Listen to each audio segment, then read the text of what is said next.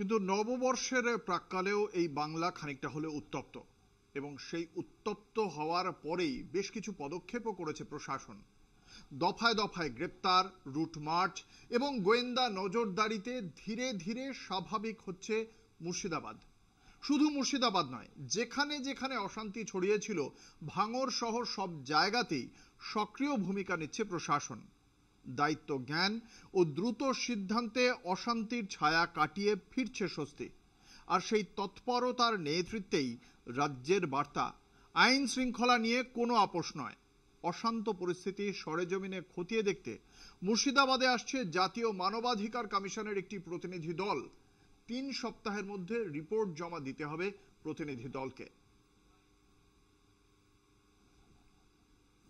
তীব্র উত্তেজনার মধ্যেও পুলিশের দ্রুত পদক্ষেপ এবং নিরবিচ্ছিন্ন অভিযান মুর্শিদাবাদকে ফিরিয়ে আনছে স্বাভাবিক ছন্দে। শমশেরগঞ্জ, সুতি এবং জঙ্গিপুর যেসব এলাকায় উত্তেজনা ছড়িয়েছিল সেখানে চলছে কড়া নজরদারি। পুলিশ ও কেন্দ্রীয় বাহিনীর যৌথ টহল কাজ করে চলেছে দ্রুত শান্তি ফিরিয়ে আনতে। বন্ধ করা হয়েছে গুজবের জাল, ইন্টারনেট পরিষেবা সাময়িক বন্ধ রেখে রটনার পথ বন্ধ করেছে প্রশাসন। মুর্শিদাবাদে অশান্তির ঘটনার পর এখনো পর্যন্ত গ্রেফতার হয়েছে 200-রও বেশি। শমশেরগঞ্জের জাফরাবাদ এলাকায় বাবা ও ছেলের খুনের ঘটনায় গ্রেফতার অভিযুক্ত 2 জন। অন্যদিকে ভাঙড়ের সোনপুরে পুলিশের 5টি বাইক ও একটি প্রিজন ভ্যানে আগুন লাগিয়ে দেওয়ার ঘটনায় 9 জনকে গ্রেফতার করেছে পুলিশ।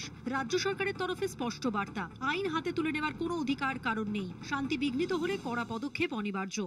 এই নৃশংস হত্যাকাণ্ডের সঙ্গে যে বা যারা প্রত্যক্ষভাবে জড়িত বা পরোক্ষভাবে জড়িত, যারা পরিকল্পনা করেছিলেন খুনের এবং যারা খুন ঘটিয়েছেন, তাদের কাউকে ছাড়া হবে না।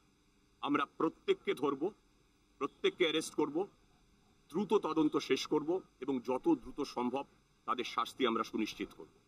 নিহতদের পরিবারের পাশে দাঁড়াতে মুখ্যমন্ত্রীর হস্তক্ষেপ চেয়ে আবেদন করেছেন ভরতপুরের তৃণমূল বিধায়ক হুমায়ুন কবির।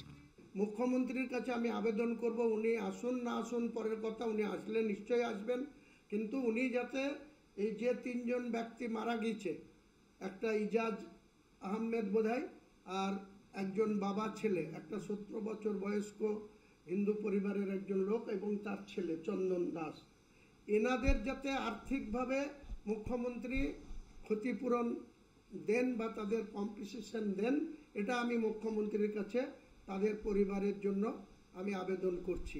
এই মুহূর্তে মুর্শিদাবাদ সহ রাজ্যের অন্যান্য এলাকায় পরিস্থিতি নিয়ন্ত্রণে। প্রশাসনের তৎপরতা, কেন্দ্রীয় বাহিনীর সহায়তা এবং পুলিশি নজরদারি সব মিলিয়ে রাজ্যের মানুষ শান্তি ও স্বাভাবিকতার দিকে এগিয়ে যাচ্ছে।